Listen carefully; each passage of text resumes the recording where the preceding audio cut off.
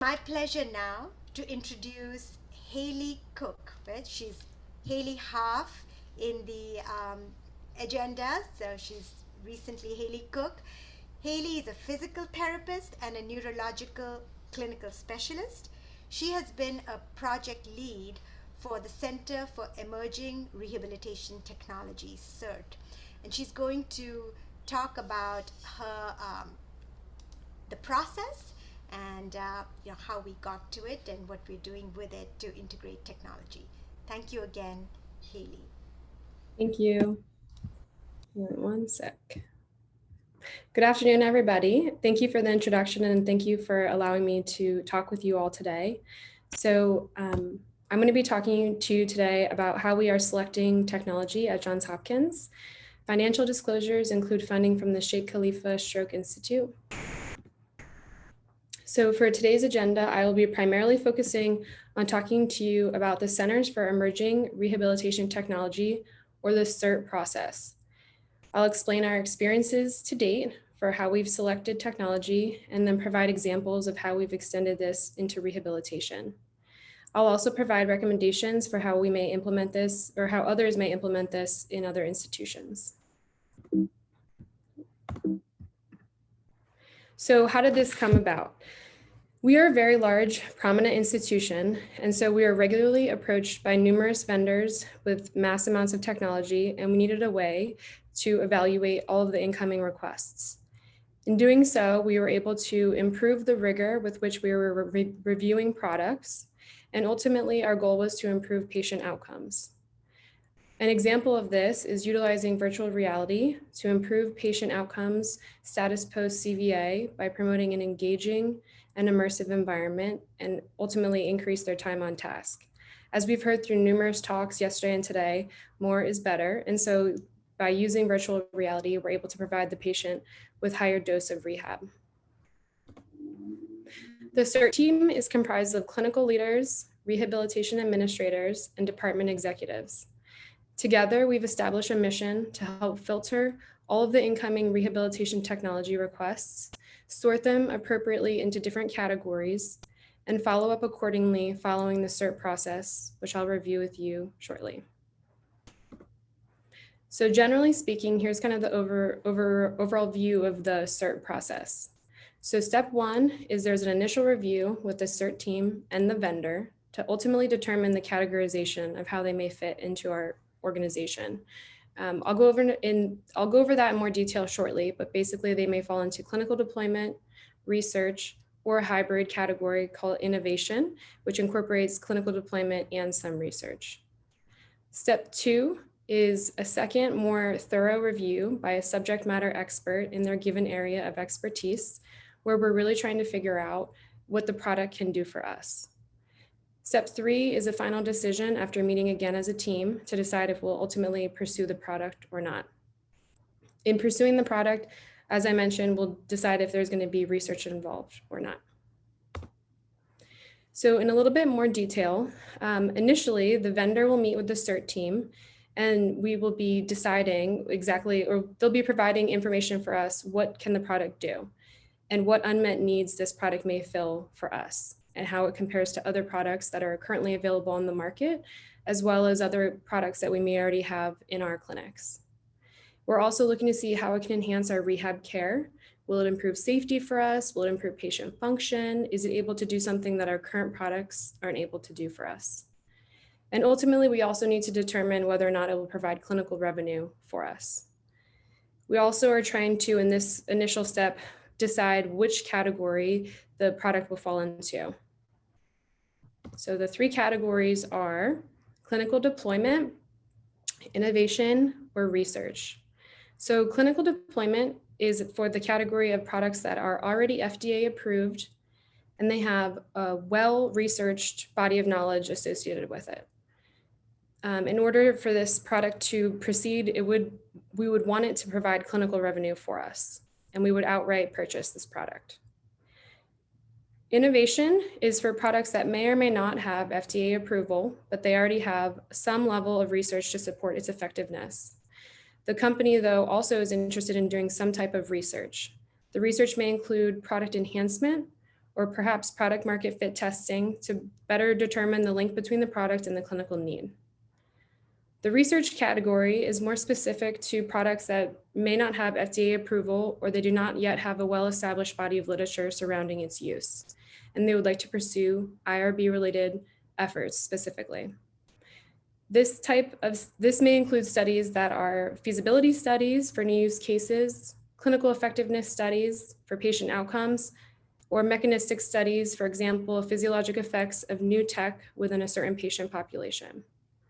For both the innovation and research categories, we would need to have an NDA or non-disclosure contract, establish faculty and therapy clinical champions in order to help roll it out, approval from vice chair of research, and IRB approval as appropriate. It may also include willingness of the company to provide funding of clinical staff time to complete developmental initiatives. The second review is a more specific review by the subject matter expert within their area of expertise to really understand the product's capabilities. We also want to make sure that we're understanding how it may compare to other products that we already own, how it may meet our current clinical needs, such as will it fall into, can it upload to our electronic medical record, how it may fit into future clinical needs, such as whether or not we could potentially track the data and go back in time and look to see how patients improved with it. And then we're also considering budget requirements. Budget requirements may include hardware, software, or licensing fees, and then clinical revenue based on expected patient volumes and usage. So the final decision is the next step. So we're trying to determine in this final step whether or not we're going to pursue the company's product or not.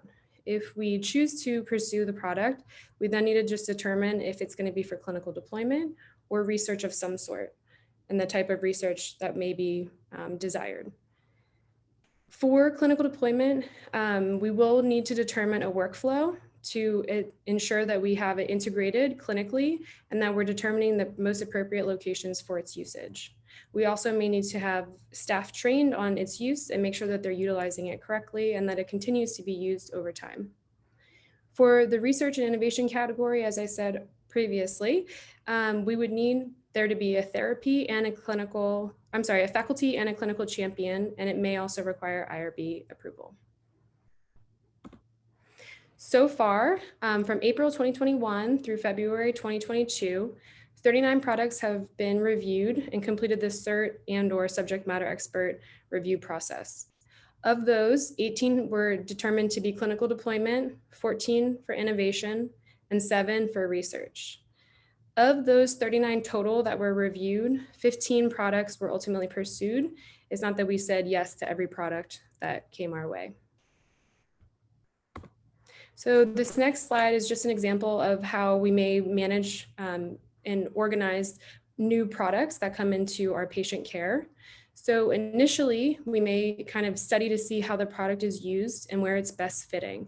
Is it appropriate to use across the continuum? Is it for a specific diagnosis or a specific type of patient impairment? And then in phase 2, we're using more of an established workflow and assuring that is assimilated well into patient care. In phase 3, we're beginning to review the clinical data provided by the different devices that we're using, apply it more broadly, and then create similar workflows for new products that come our way. So now I'm going to give you some examples of different products that came our way and were reviewed by the CERT team and how we categorize them. So the first one I'm going to talk about is products that were reviewed and deemed to be for clinical deployment. So the first product is the bimanual arm trainer. So this is a gamified bimanual upper extremity training for both distal arm and wrist, hand and wrist function, as well as more proximal shoulder movement. So this is a gamified activity, so it allows for a greater number of repetitions and ultimately greater time on task. This is with the main goal of improving patients' function as quick as we can. Again, as we said yesterday, the more the patient does post-stroke, the better. You'll see a theme for a lot of the different products that were reviewed in terms of the gamification. The next product example is the C-Mill treadmill by Hokoma. This is also gamified body weight support treadmill training. So with the idea of patients are able to engage with the device and increase the total number of steps that they're taking. And it also provides a body weight support system so that patients who are lower level and may not be able to have such a great gait training experience can be safely educated on gait training. And it can also improve the safety for therapists who are gait training these patients. This is coming in June of 2022, so shortly, to our neuro clinic in Columbia, and will eventually be coming to the downtown clinic as well. So for a product that fit into the innovation category is the MindMotion Go. So this is also gamified neurorehabilitation for upper and lower body strengthening, endurance, and balance. This system is similar to a Wii, except for that it can be calibrated to the patient's available specific range of motion, and it can also be altered in the sense of its duration and difficulty level, so that it becomes more challenging, both physically and cognitively, as the patient is improving. This fit under the innovation category because it was deployed clinically, and it was deployed actually across the continuum of care, which I'll go over in a little bit. But it is also being reviewed under IRB to see how it was effective as use during a high intensity care model. So patients under this model were seen 4 days a week, 2 of which were for telehealth, 2 of which were in person with the patient. And then they were provided a unit for home use. And they used the home computer for 2 days a week as part of their high intensity home exercise program. So we're currently reviewing the data to see how changes in clinical metrics occurred over time and their total time on task. Specifically for these patients, we were looking at their strength as measured by 5 times sit to stand, their 10-meter walk test, so gait speed, their balance as measured by FGA, and the 6-minute walk test to measure their endurance. There were several patients that also completed this high intensity model for occupational therapy as well, and they were measured for their ARAT, their grasp strength, as well as we did some subjective outcomes as well. So here is a video. Oh no, my video is not working. I'll pull the video up shortly to show a video example of how the MindMotion Go works. But going back to how we can utilize the MindMotion Go, so we're able to synchronously use this device in the clinic with patients. So patients, we have the device in the clinics and the patients can play with us while they're with us. The synchronous tele-rehab, so if patients are issued a device for home, they're able to Zoom with their therapist and share their screen so the provider can see both what the patient is doing on the screen as well as how the patient is moving. And then patients can also be using this high intensity model as part of their home exercise program. So they can complete these exercises at home multiple times. The idea with them doing it ideally almost every day that they have it. So the other great thing about the MindMotion Go system is that it was portable. So we were able to attach it to carts and we were able to use it in the acute care setting as well as in the acute rehab setting. So staff were trained in both settings across the continuum.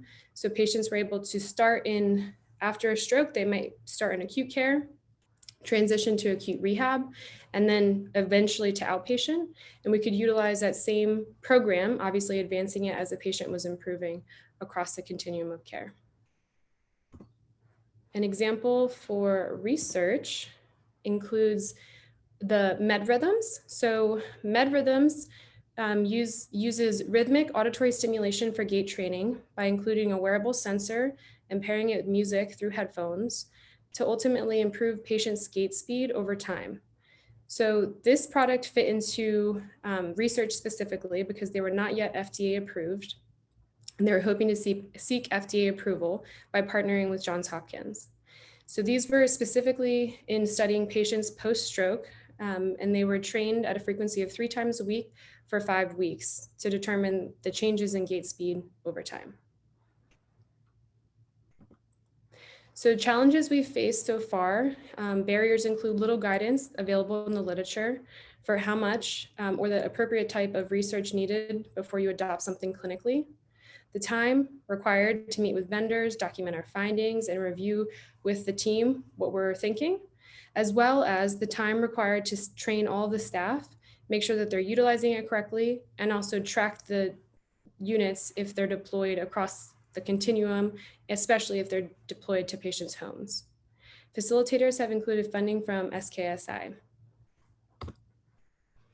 Recommendations. So we found this objective tool to be feasible and invaluable in helping us determine how products best fit into our institution. It's improved our rigor with which products have been reviewed. And I think most importantly, it's improved the accessibility and standardization of rehab technology across the continuum of care. We hope that this is able to augment rehab services and rehab sciences with expanded bodies of knowledge. I'd like to thank all the people listed here for their help in the CERT process, but also in helping to roll out new technologies as they came to the different areas of care. And I also really want to thank all of my clinical colleagues for being so willing to integrate new technologies into their care so that we can provide the best care possible to stroke patients, but all of our patients. So thank you to all of my colleagues. Here are my references. Thank you.